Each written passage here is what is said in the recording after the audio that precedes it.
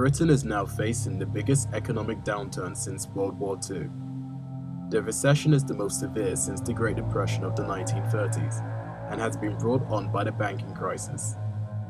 Since the banking collapse, ordinary people are suffering and being made to pay the cost of bailing out the banks.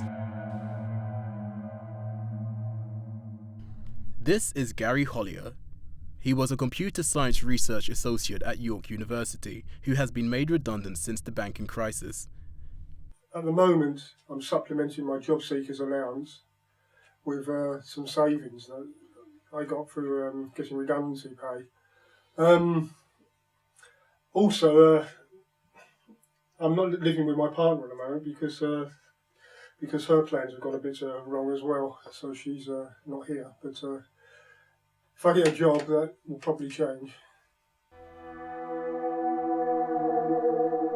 The collapse of Northern Rock Bank in September 2007 was the first indication of the coming crisis. For the first time since 1866, there was a run on a British bank as people queued to get their money out. Almost a year after Northern Rock collapsed, the US mortgage providers Freddie Mac and Fannie Mae, who provided about half of all US mortgages, some $6 trillion, had to be nationalized. Panic followed.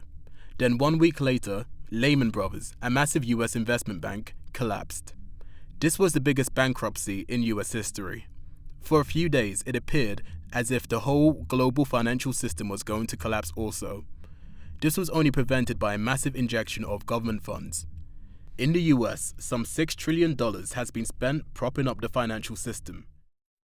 Meanwhile, in the UK, the Royal Bank of Scotland, the biggest UK bank, and the Halifax Bank, the biggest mortgage lender, also collapsed and had to be nationalised.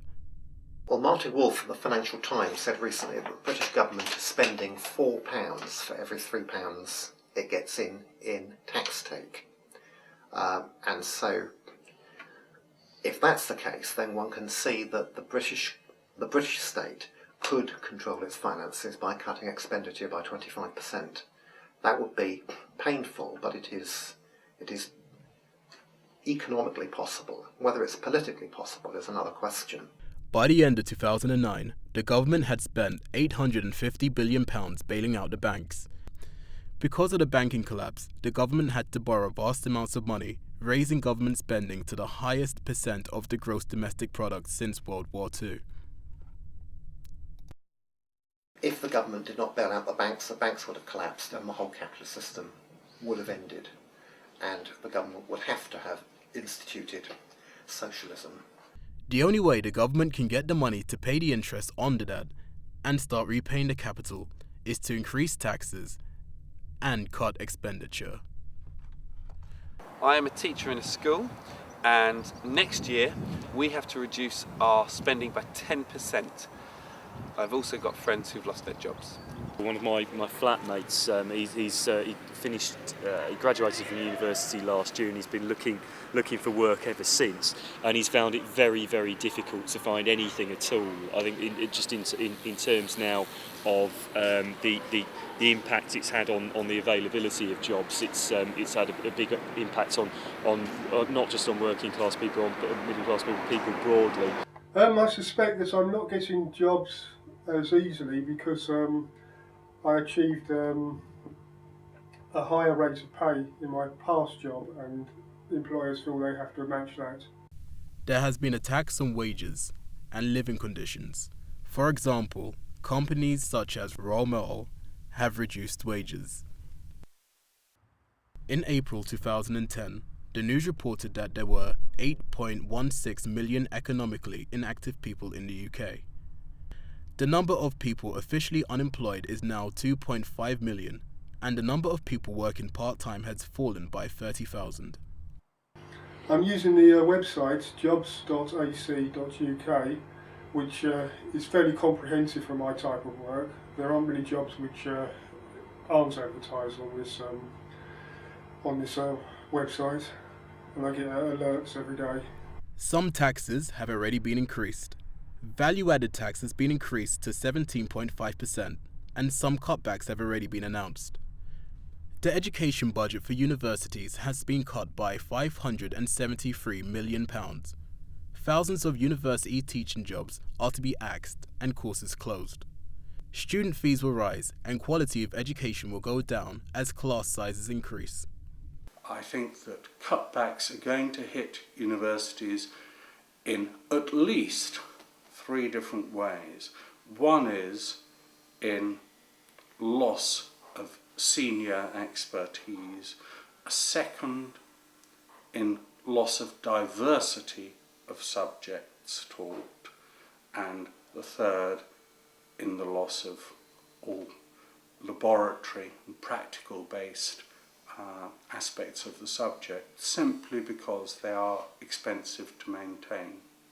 This is Simon Inglet, a student from Sussex University who is part of the Socialist Workers' Party. He got suspended for leading a group of students to occupy a lecture theatre to protest over the cuts. Since we're being completely ignored really by our management, it means that the only thing that really is there for the community at Sussex is collective action and is action as a community really. And in that case, for students, the best way of putting pressure on management is to mobilize a quite large amount of the campus community. There's no way out of this crisis without somehow the debt's being dealt with. One way will probably be through conflict within capitalism. Another way is to overthrow capitalism. Capitalism is a surprisingly new system. The very first factory in England was only built in 1781 in Manchester by Arkwright, and that's a cotton mill. And a cotton mill, the factory system can get going because of Britain's imperial position in the world, that cotton can be sold to the colonies. So we've had just 200 years of this system. Why on earth should we put up with it for 200 days more when the system says to us, says to every man and woman and child in Britain, the banks have lost a fortune in speculation, you pay for it. The alternatives are to just refuse the sacrifices.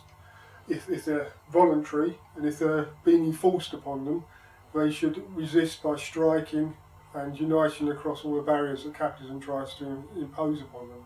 Because if we fight in a generalised way, they can't pick us off one by one.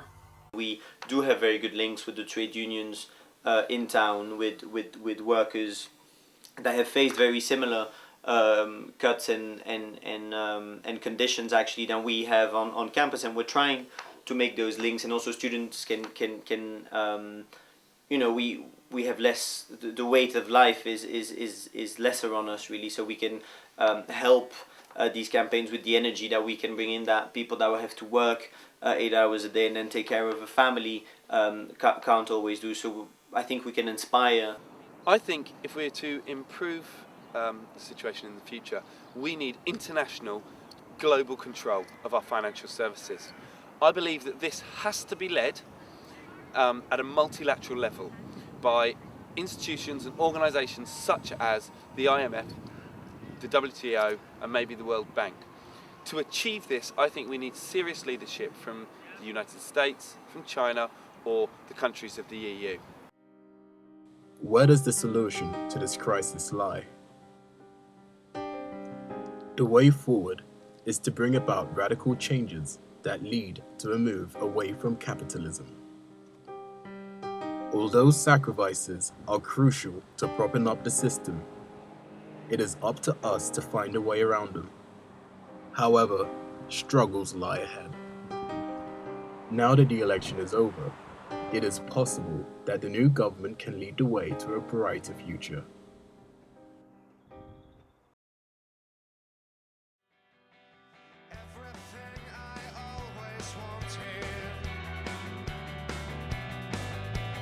It's right there, but soon